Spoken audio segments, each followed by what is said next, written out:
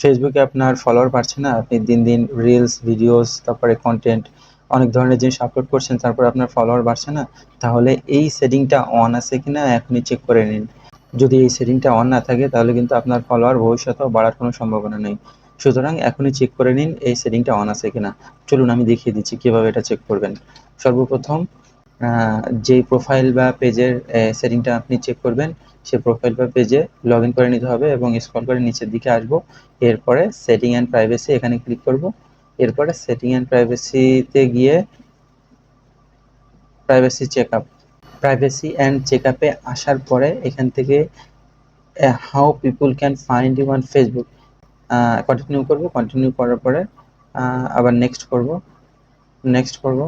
এই যে এখানে যে জিনিসটা আছে, এখানে do you want search engine outside Facebook to link to your profile, এখানে মোস্ট অফ দ্য লোকের এই সেটিংটা কিন্তু অফ থাকে, কিন্তু আপনাকে অবশ্যই এই সেটিংটা অন করে দিতে হবে।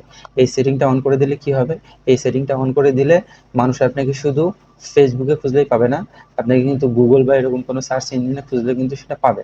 সুতরাং এই সেটিংটা অন করে দিবেন।